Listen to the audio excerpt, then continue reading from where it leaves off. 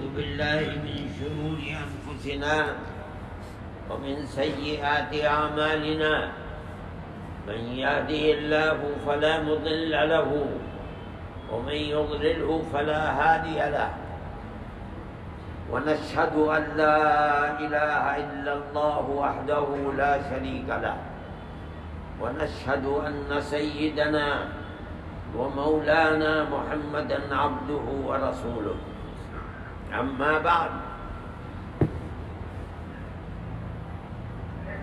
اللہ کا شکر ہے کہ روزوں کے ساتھ قرآن کی تلاوت کرنے یا قرآن کی تلاوت سننے کے ساتھ اللہ نے رمضان کو گویا کہ پورا فرما دیا۔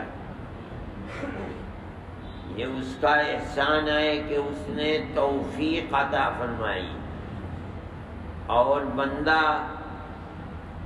جو کرتا ہے عمل صالح وہ خدا کی توفیق ہی سے کرتا ہے، بغیر اس کی توفیق کے کچھ نہیں ہوتا۔ معصیت سے بچتا ہے اور عمل صالح کی طرف چلتا ہے، بغیر اللہ کی عنایت اس کی توفیق کے نہیں ہوتا۔ اسی لیے جب مؤذن اذان دیتا ہے کہتا ہے حی علی الصلاۃ، نماز کے لیے آ، تو سننے والا کہتا ہے، یعنی کہنا چاہیے اسے، حدیث میں آتا ہے کہ ان کلمات کے اوپر جب سنے تو کہے لا حول ولا قوت الا باللہ۔ ہم تو سمجھتے ہیں کہ یہ شیطان کو بھگانے کے لیے ہے، صحیح ہے،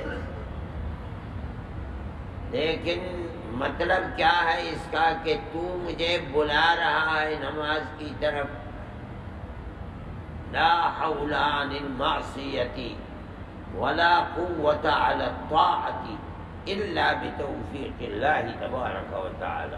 میں کہتا ہوں کہ تو مجھے نماز جیسی عبادت کے لیے بلا رہا ہے، لیکن گناہ سے بچنا اور خدا کی اطاعت یعنی نماز کی طرف قدم بڑھانا یہ اللہ کی توفیق ہی سے ہو سکتا ہے۔ وہ مجھے توفیق دے گا تو میں آؤں گا۔ یہ نہیں کہتا کہ ہاں میں آ رہا ہوں نا، تو کہے کہ ہاں آ رہا ہوں اور توفیق خداوندی نہ ہو تو بتائیں کیسے چلا جائے گا۔ اسی لیے لا حول ولا قوت الا باللہ کو بہت بڑا درجہ حاصل ہے، اس ذکر کو، یہ ایک خزانہ ہے، یعنی اسلام کی بنیاد ہے اس عقیدے کے اوپر کہ اللہ کی ذات تمام امور اسی کے قبضہ قدرت میں ہیں۔ میرا اللہ اللہ کہنا، لا الہ الا اللہ کہنا، ذکر کے لیے بیٹھنا، قرآن پڑھنا، عبادت کے لیے قدم بڑھانا اور گناہوں سے بچنا، یہ سب کچھ اللہ ہی کی توفیق کے اوپر موجود۔ جنت کا ایک خزانہ ہے ان کلمات کے اندر، اس کا ورد کثرت سے کرنا چاہیے اس عقیدے کے ساتھ کہ میرا گناہوں سے بچنا اور خدا کی اطاعت کی طرف قدم بڑھانا، آنکھ اٹھانا، زبان کھولنا، کان لگانا، کوئی چیز اللہ کی توفیق کے بغیر ممکن نہیں۔ اللہ نے توفیق دی کہ رمضان کے روزے رکھو، اللہ نے توفیق دی تہجد پڑھے، اللہ نے توفیق دی قرآن پڑھا یا قرآن سنے، یہ سب خدا کی توفیق پر تھا۔ اور رمضان کی ہر رات میں خدا کی رحمت اپنے بندوں پر برستی ہے، اطاعت کرنے والے اس کے حقدار ہیں۔ جنہوں نے رمضان میں اس برستی ہوئی رحمت سے حصہ حاصل کیا، یعنی روزے رکھے، بھوک پیاس کی پریشانی کو انگیز کیا، قبول کیا، راتوں کو اپنا سونا چھوڑ کر کے جاگ کر اللہ کی عبادت کی۔ اللہ جانتا ہے کہ ان میرے بندوں نے کیا ہے، انہی کو اگلے دن جب وہ جمع ہوتے ہیں، مسجد میں جاتے ہیں اور جا کر کے اللہ کے سامنے 2 رکعت نماز پڑھتے ہیں، اے اللہ تو نے ہمیں توفیق دی، اس کا شکرانہ۔ اللہ کہتا ہے میں نے تمہاری مغفرت کر دی۔ یہ مغفرت انہی لوگوں کے لیے ہے جنہوں نے رمضان میں اللہ کی عبادت کا حق جس درجے میں بھی ادا کر سکتے تھے کیا، اب ان کی مغفرت ہو رہی ہے۔ تو یہ عید جس کو عید کہا جاتا ہے، خوشی، یہ خوشی کپڑے پہننے کی نہیں ہے، یہ خوشی ہے کہ اے اللہ 1 مہینے پر جو آپ نے اطاعت کی توفیق عطا پر، آج اس کا پھل مل رہا ہے خدا کی طرف سے۔ پھل کیا ہے؟ مغفرت ذنوب ہو رہی ہے۔ پہلے توفیق دی، یہاں تک کہ بندے کی توجہ اللہ کی طرف کی، بلکہ اللہ نے کرائی اور نماز اور روزہ رکھا، اور اب خود ہی توفیق دی تھی، یہ کرم ہے۔ اب اسی کے بنیاد کے اوپر مغفرت ہے۔ دوسری بات یہ ہے کہ حدیث کے اندر میں نے 1-2 مرتبہ کہا بھی، بلکہ بار بار کہا کہ اللہ رمضان کی ہر رات میں بے شمار بندوں کو، جن کی گنتی بھی ممکن نہیں ہے، جو اپنے گناہوں کی وجہ سے محروم ہو کر ان کا نام جہنم میں لکھ دیا گیا تھا، مستحق جہنم کے ہو چکے تھے، اللہ رمضان کی ہر رات میں ان کو جہنم سے نکال کر جنت کا مستحق بناتا ہے، رمضان کی ہر رات میں۔ بعض روایات کے اندر آتا ہے کہ عید کی 1 رات میں اتنے گناہ گاروں کو جہنم سے چھٹکارا دیتا ہے، پورے رمضان کی راتوں میں جتنوں کو چھٹکارا دیا تھا، ان کو رمضان کے بعد عید کی 1 رات میں چھٹی ملتی ہے۔ اس لیے اس رات کو قطع نظر اس کے کہ وہ روایت کس درجے کی ہے، مگر ہے ایک روایت، اس لیے اس رات کو غنیمت سمجھنا چاہیے۔ بعض اکابر سے تو یہ ہے کہ گھر سے نکلے اور باہر آ کر کے بغیر کسی سے کچھ کہے اور نوافل شروع کر دیے۔ اب لوگ دیکھتے رہے، آتے رہے، دیکھتے رہے، جماعت ہو گئی بڑی عید کی رات میں، ایسا بھی نہیں۔ لیکن تراویح کے دن راتیں تو گزر چکی، نوافل بالجماعت کو بھی وقت گزر چکا۔ اب عید کی رات میں نفل جماعت کے ساتھ نہیں ہے، الگ الگ پڑھیے، مگر یہ سمجھ کر پڑھیے کہ یہ آج بے پناہ رحمت اور مغفرت کی رات ہے، اللہ تعالیٰ قبول فرما لے تو یہ بہت بڑی سعادت کی بات ہے۔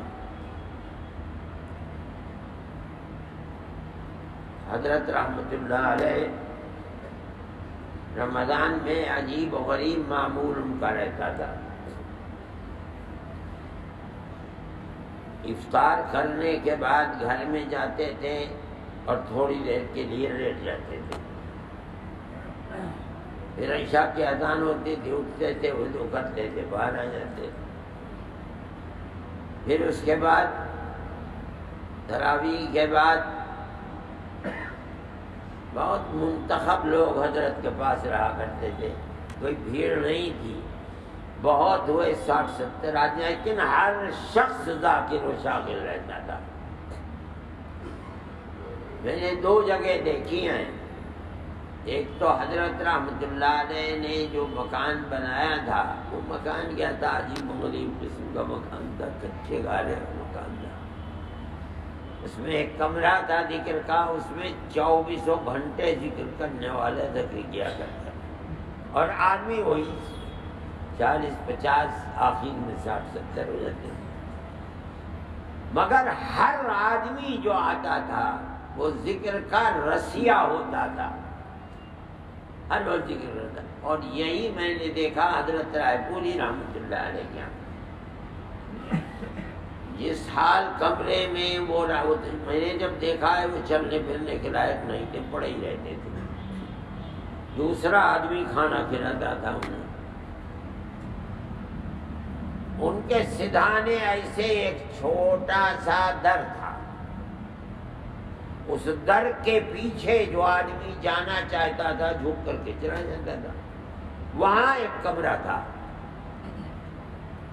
وہاں بھی 24 گھنٹے رات اور دن اللہ اللہ اللہ کی آواز آتی تھی. ایک اٹھتا تھا، دوسرا بیٹھ جاتا تھا، دوسرا اٹھتا تھا، تیسرا بیٹھ جاتا تھا. کسی وقت بھی ایسا نہیں گزرتا تھا کہ اس کمرے سے اللہ اللہ کی آواز نہ آئے. تراویح کے تھوڑی دیر کے بعد لوگوں سے حالات سنے ان کے، اور اس کے بعد پھر گھر میں پھر سو گئے. پھر تھوڑی دیر کے بعد اٹھے، تہجد کے لیے وضو کیا اور پھر تشریف لے آئے. اس کے بعد کھانے تک بیٹھے. کھانے کے بعد پھر سحری کھانے کے بعد گھر میں گئے، پھر اس کے بعد سو گئے. پھر اٹھے اور وضو کیا، سنتیں پڑھی. غلس میں نماز نہیں ہوتی تھی، اسفار میں نماز ہوتی تھی فجر کی. جیسے 11 مہینے نماز کچھ چاندنا ہو جاتا ہے ہوا کرتی تھی، ایسے ہی فجر کی نماز رمضان میں ہوا کرتی تھی. اس وقت تو اندازہ بھی نہیں تھا. اب بھی جہالت ہے، اس وقت اور زیادہ جہالت تھی. نہیں معلوم تھا کہ نبی کریم علیہ السلام کا عمل جو ہوا تھا وہ یہی کہ بار بار سوتے تھے، بار بار اٹھتے تھے، بار بار. زوجہ مطہرہ فرماتے تم کیسے ان کا عمل کر سکتے ہو، آسان کام ہے. اور پھر فرماتی ہیں کہ اٹھتے تھے، قرآن پڑھتے تھے، تہجد پڑھتے تھے، پھر سو جاتے تھے، پھر اٹھتے تھے، پھر سو جاتے تھے، پھر اٹھتے تھے. اس طرح رات گزار. رمضان کی راتوں میں اس سنت پر زندہ رہنے والا میں نے حضرت رحمت اللہ علیہ کے سوا کسی اور کو نہیں دیکھا. ان کا پروگرام اسی طریقے کا تھا. وہ خود کرتے تھے ایسا، کسی کو پابند نہیں کرتے تھے، لیکن خود کرتے تھے. اس لیے اس رات کی بھی خصوصیت کا اہتمام کرنا چاہیے. رمضان اگرچہ گزر گئے مگر اللہ کی ذات کی جو صفت ہے رحمت و عنایت اور مغفرت وہ نہیں گزرا ہے. وہ تو رحیم ہے، کریم ہے، غفار الذنوب ہے، اور 12 مہینے ہے. یہ الگ بات ہے، کبھی اس کی رحمت کو جوش ہوتا ہے، کبھی جوش نہیں ہوتا، مگر رحمت اس کی ہمیشہ ہے. اسی کی اس سے توقع رکھنی چاہیے، امید رکھنی چاہیے.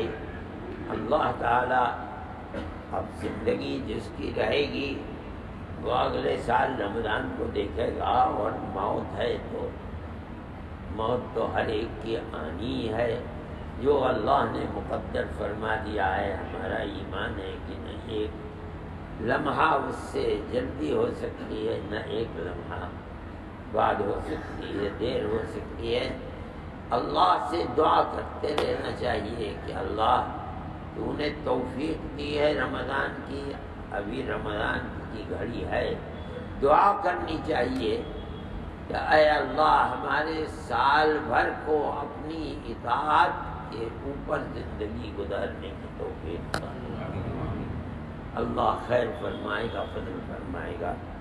اللہ بہتر فرمائے۔ بھائی تو یہاں سے کچھ کھجوریں لے آؤ، مٹھی دو مٹھی، اللہ کے بندے منع کر دیا تم نے، نکاح ہو اور یہ سنت نہ اس کے اوپر لو قائد ہو، لو لو بھائی۔